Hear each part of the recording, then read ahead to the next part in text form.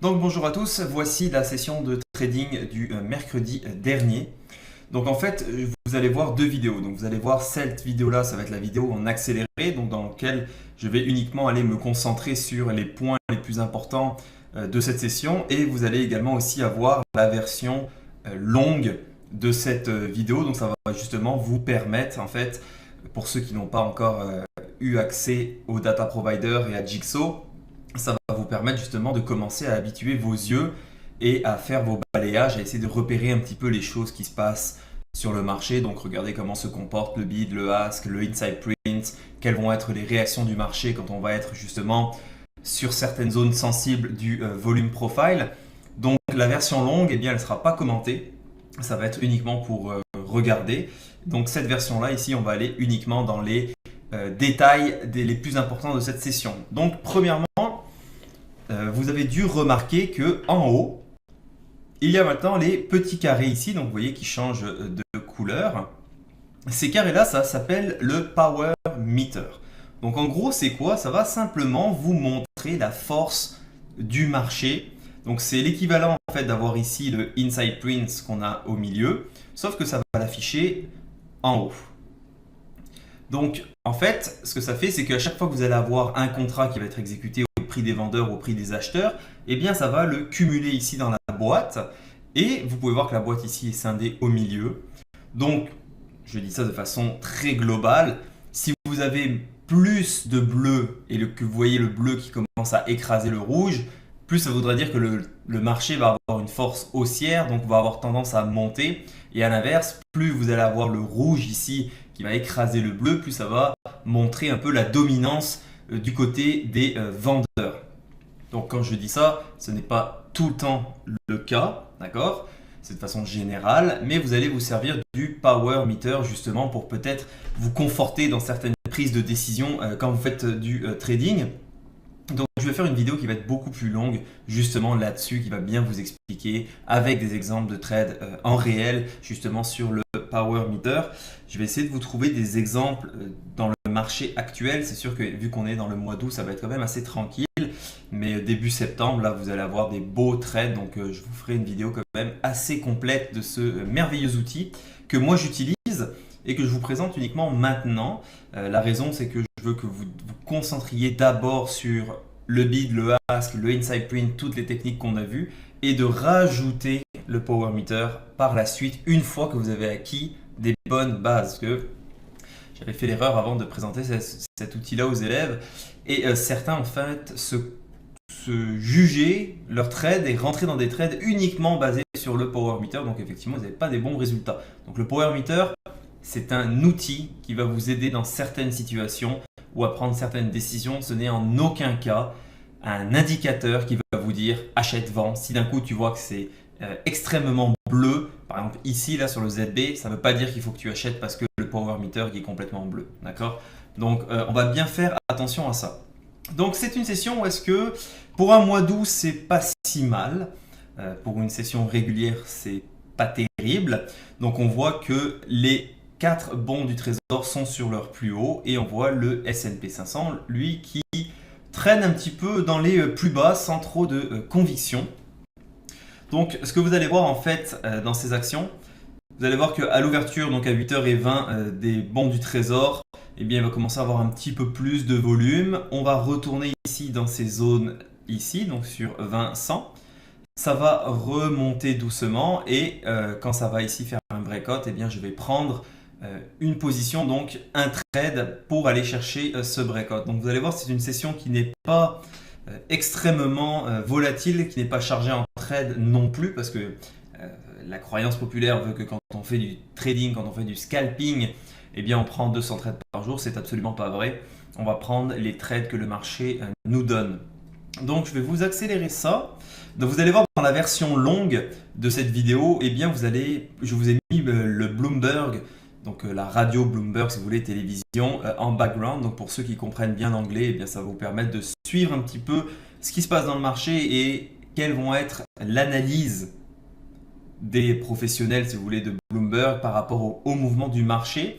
Je vais vous faire une vidéo prochainement aussi sur comment on va interpréter Bloomberg, comment on va s'en servir parce que de façon générale, Bloomberg, c'est 95% de conneries. Donc, on va essayer d'aller chercher les informations qui vont être les plus pertinentes. Donc, quand j'accélère un petit peu la session, eh bien, vous voyez qu'il y a l'ouverture. On est dans un trading de range. Ça se met à descendre. Donc, vous voyez que je reset le power meter ici assez souvent en fait. Parce que si vous ne faites pas un reset, donc pour faire un reset, vous avez juste appuyé ici sur le R. Le T, ça va vous permettre simplement d'afficher de façon horizontale ou de façon verticale.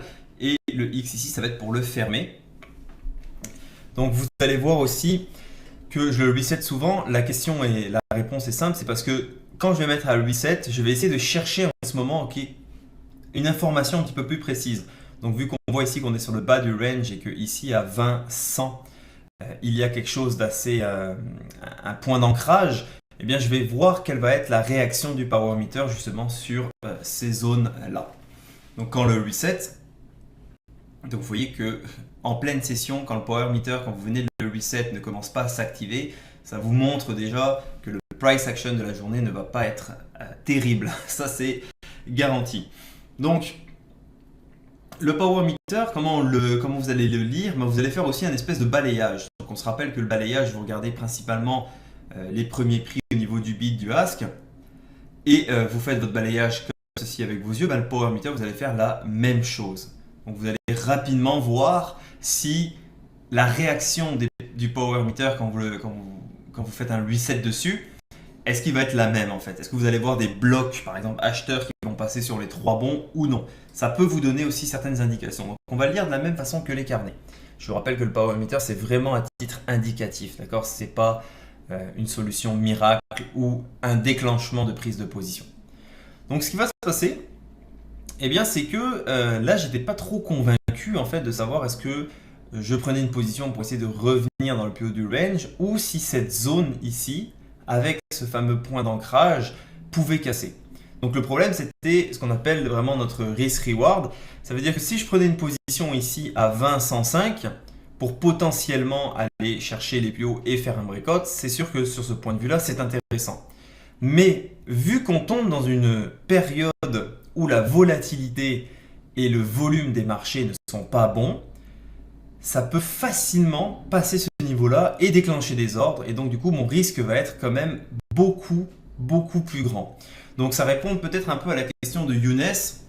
Si on était dans un marché, si vous voulez, volatile, enfin avec beaucoup de volume et une belle volatilité, à ce moment-là, oui, mes contrats auraient été plus gros. Je serais rentré dans une position ici avec 40, 50, peut-être 60 contrats en me disant au pire, je garde un tick pour aller chercher. Donc ce serait un beau trade.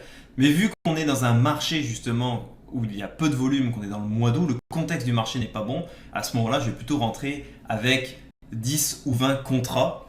La raison est simple, c'est que si jamais le marché se met à décaler rapidement du fait qu'il y ait ce manque de volume-là, eh bien, une perte de 2 ticks ou de 3 ticks, malheureusement, sur 20 contrats, tout ça, c'est acceptable. Sur 50, 60 contrats, ça commencerait un petit peu à me déranger en fait.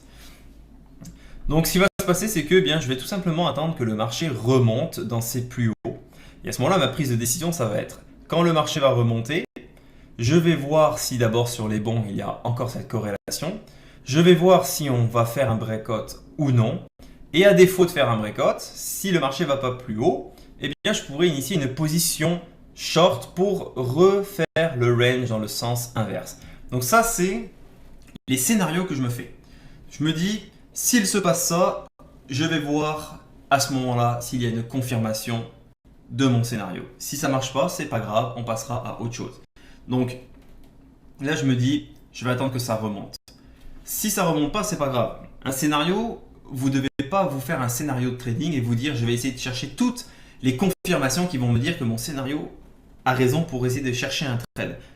Vous avez en tant que trader, si vous voulez, toujours tort jusqu'à ce que le marché vous donne raison. D'accord?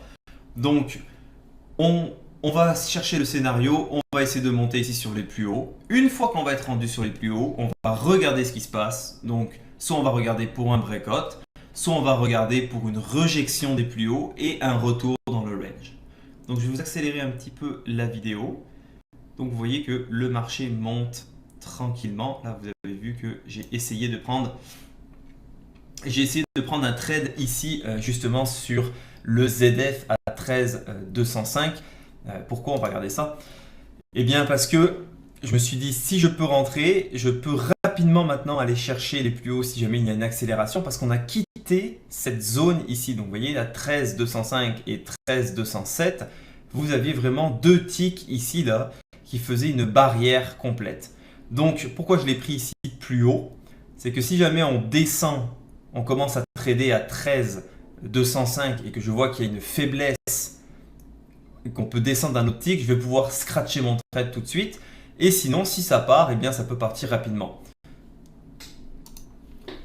Malheureusement, vous allez voir que ce trade-là, eh bien, finalement, je ne l'ai pas pris.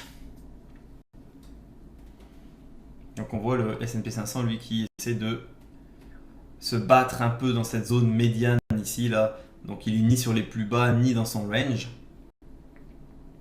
Et donc vous voyez, le marché ne m'a pas pris, ne m'a pas exécuté, donc je cancel mon trade.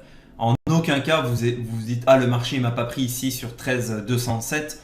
Donc à ce moment-là, je vais tout simplement essayer d'aller chasser le marché, essayer de reprendre une position. Parce que si vous dites « Le marché il est parti », je vais le chasser, je vais poursuivre le marché. Vous rentrez ici dans un trade, on va dire à 13,212, dans l'objectif d'aller gagner les plus hauts.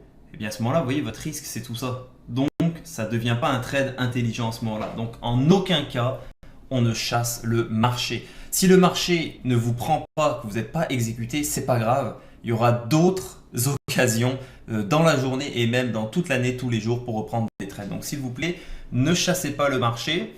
Dans mes débuts, quand j'ai essayé de le faire, eh bien écoutez, je me suis toujours cassé la gueule. Donc, essayez-le. Je vous le conseille absolument pas. Donc, attendez vraiment une confirmation, rentrez. Si vous n'êtes pas pris, c'est pas grave, on prendra l'autre trade. Donc, ce qui va se passer, le marché, là, donc, on peut bien voir que si jamais vous aviez chassé votre trade, ici, vous étiez rentré, et bien à ce moment-là, vous seriez négatif. Hein. Donc, voilà pourquoi on ne va pas chasser un trade. Le marché, vous voyez, il est redescendu. Il va passer rapidement. Alors maintenant, pourquoi j'ai pris ce trade là? Parce que le marché il est redescendu sans trop de conviction, d'accord? Et à ce moment-là, on est sur ce, vous voyez ici là, cette espèce de bloc qu'on a entre 210 et, excusez-moi, entre 20 100 et 20 110 ici. Vous voyez que ça forme un espèce de bloc. Quand je vois que le marché, les acheteurs, eh bien, poussent et empêche les vendeurs de redescendre, moi ça me donne une indication justement pour pouvoir rentrer dans mon trade. Donc je suis exécuté. On voit ici que les acheteurs absorbent complètement les contrats, hein, donc 3600 contrats ici. Juste au-dessus, vous voyez de cette petite zone, c'est ça qui va me donner moi ma confirmation en me disant bon ben maintenant les acheteurs refusent et se battent pour que le marché ne revienne pas dans ce range ici de 3 ticks. Donc je reset le power meter. Pourquoi? Pour simplement voir en temps réel maintenant qui va balancer des ordres marché pour essayer de contrôler. Et regardez ici, on voit 1329. Donc quand je vois 1329 sur les plus hauts et qu'il y a eu d'absorption, là, ça me conforte dans mon idée que dans mon trade va aller long, va aller entre parenthèses potentiellement. D'accord? Donc vous voyez, à ce moment-là, c'est comme ça qu'on va se servir du power meter pour se dire est-ce que je continue dans mon trade. Donc là, vous voyez que c'est un exemple parfait justement de l'absorption. Les acheteurs qui se mettent à attaquer, on est au-dessus de ce petit range là, donc de ces 3 ticks ici.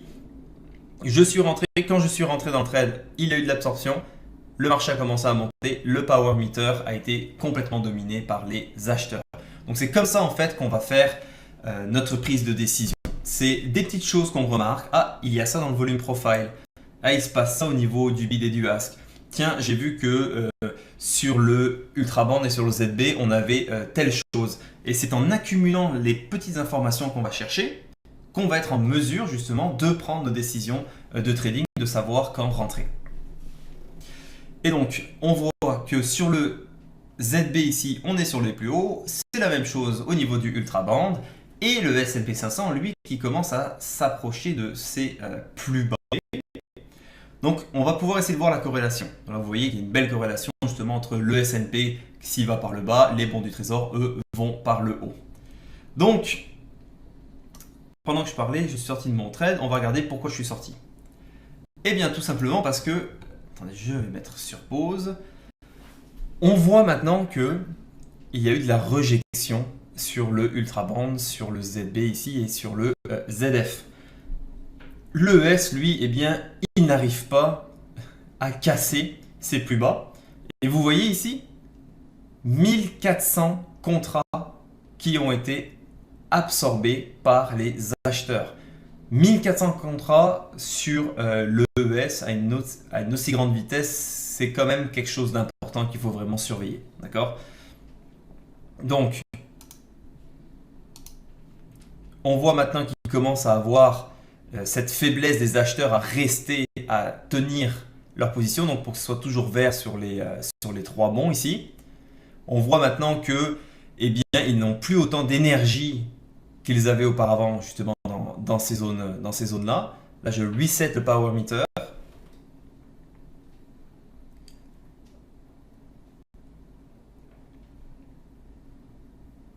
On voit aussi les asks ici qui se rafraîchissent. Vous voyez, ça bloque un petit peu les acheteurs et ça continue de rajouter ici des contrats.